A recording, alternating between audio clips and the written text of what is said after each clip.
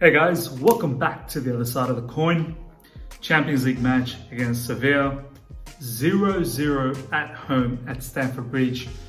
Look, I want to keep this video, this review of the match as raw as possible because I want to say what's actually how I'm feeling about this match, and then later on you guys can be the judge of whether that's been positive or negative or whatever the case is. You can comment on the comment section. After that, I want to look into the lineup and the player performances. I want to specifically talk about the whole Mason Mount situation, playing out of position. And then I want to look at some positives, negatives of this match and leave with a final message. And then basically give it to you guys to let me know how you felt. But before we do all of that, guys, if you're here already, smash the like button. If you're here for the first time, subscribe and hit the bell notification to stay in touch with all my content, as it helps me out, helps the channel out a lot. So guys, let's get this going. First of all, my true raw feelings about this match as soon as it finished. Honestly, I know it's a 0-0 against a top quality side in Europe. Sevilla, they've just won the Europa League not that long ago, and they took, Bayern Munich in the Super Cup to the brinks, to be honest, and really pushed them hard. But I felt like we had the ingredients in this match to push this particular team and try and really go for a win. This group, what's the point if we're just aiming for number 2 spot in this particular group? Because we're going to end up playing someone really tough and get knocked out again. We really should put our best efforts to come top of this table and really give ourselves an opportunity to go as far as possible in this competition. And starting with the confidence of playing confident football is going to go a long way to do that and achieve that goal in this particular group. So when you look at that result at the end, 0-0, and you think, okay, that's not as bad as probably the match went, and I'll get to that. But for me, that draw, take away the result, the style of football that we played is what my issue was. I feel like at home, and I know a lot of people are going to say it doesn't really matter home and away anymore, there's no crowds, it kind of takes away that advantage. But I feel like there still is an advantage. It's your home stadium, you know exactly how to play here. You don't have to travel, just unlike the opposition. So for me, when I look at that game, let's start from defense to midfield and the forward pack.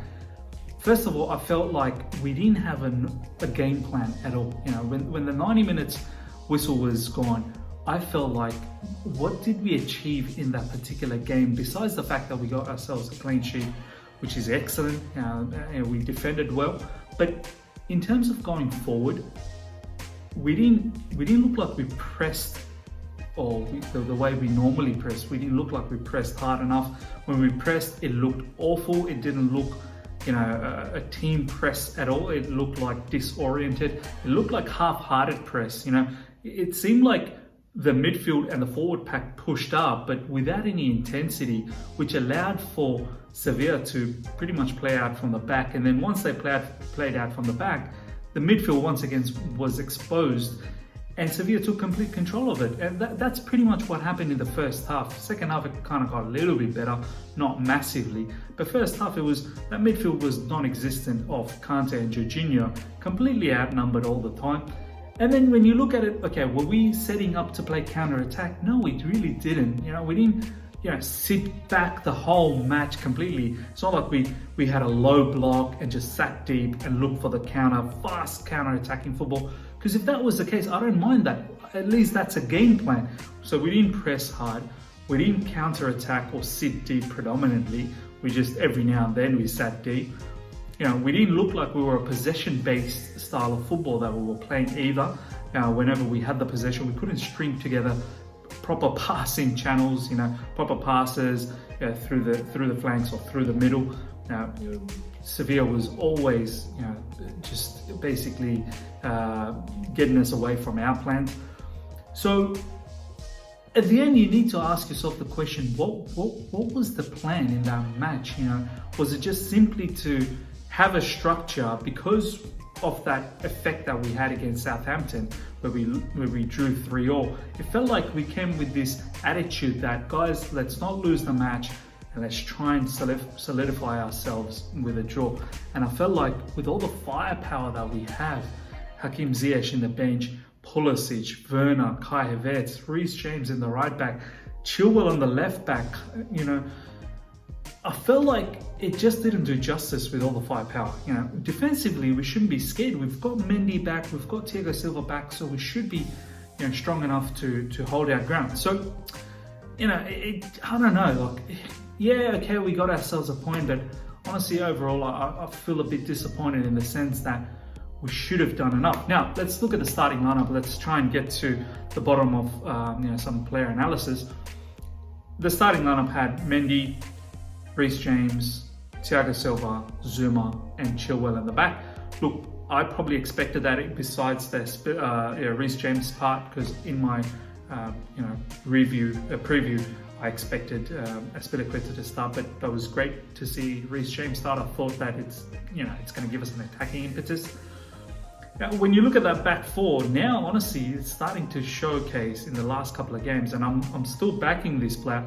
They're starting to show that Zuma is becoming the weak link out of the back.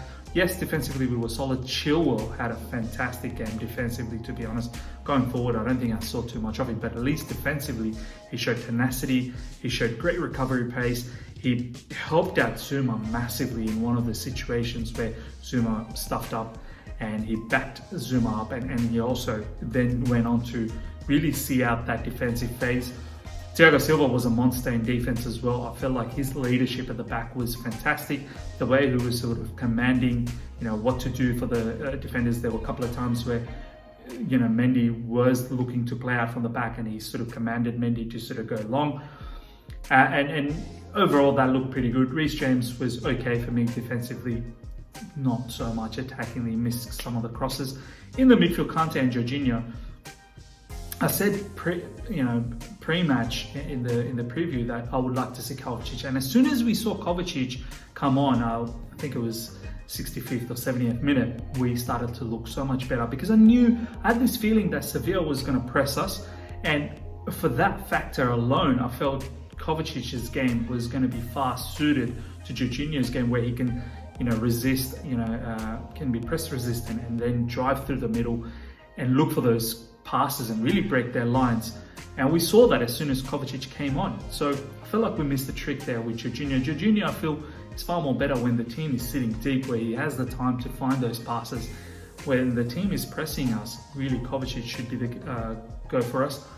So I don't know, the midfield really didn't. We were overpowered, overnumbered by Sevilla. Up front, this is where issues. I want to take a bit of time talking about this whole Mason Mount situation.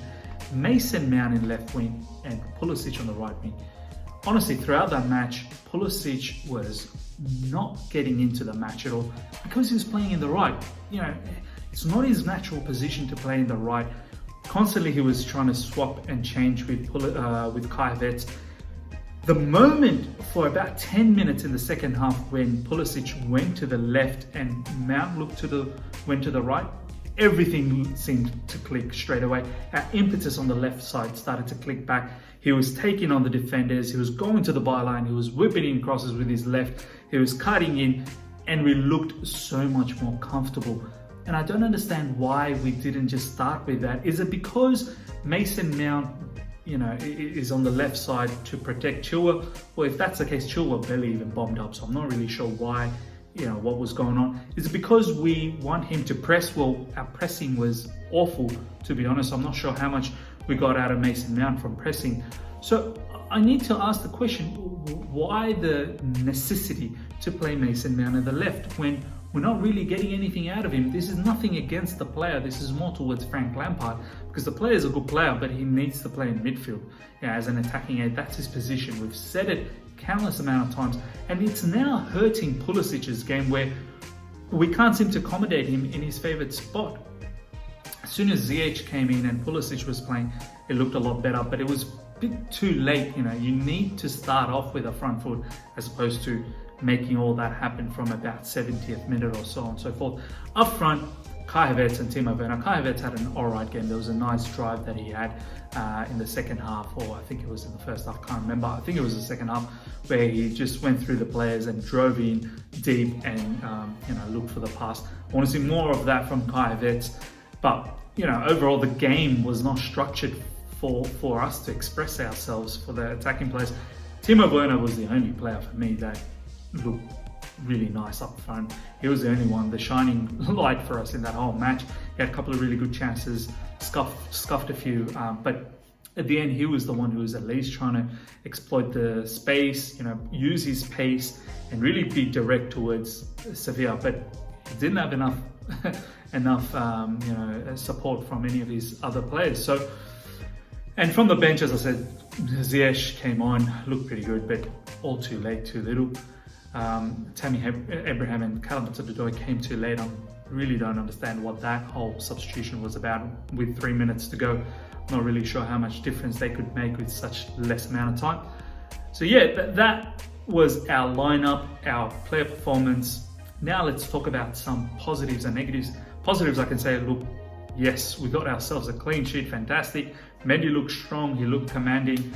Thiago Silva, as I said, looked very, very commanding as well as a defensive leader. Chilwell had a fantastic game. For me, probably our best player. Zuma starting to look a little bit shaky and he needs to start working himself a little bit better. Now that was probably a negative. So positives really was just the clean sheet and the way we defended, and we gave ourselves a point. The negatives, to be honest, no game plan. We have all that firepower and we play a game like that at home. Really puts ourselves a very tough situation where we now need to go to Sevilla and hope that we get something or get a draw, and then hope that the other two teams that we play, Rennes and Krasnodar, that we get 4 points out of them, 6 points each from them, and to give ourselves an opportunity. If we drop points on those guys, we're definitely not coming first in this particular group, and then it becomes a very, very tough situation for us in the second round where we have to play someone really, really tough. So guys, that's pretty much how I felt about that match. Honestly, I'm feeling low because I felt like we didn't do justice to the team. We should have done far better. I felt like we were so shell-shocked with our performance against Southampton, which I feel like attacking-wise we were good. It's just by letting in 3 goals there, we felt like we just wanted to come into this game and just get ourselves a draw and that's it, and move on to the next game. But it is what it is, guys. We move. Let me know what your thoughts were about this particular game, how you felt about it, how you felt about my particular reaction off the back of this. Comment below, guys. If you're here for the first time, subscribe, smash the like button if you're here already, guys, and hit the bell notification to stay in touch with all my content. Until next time, see ya.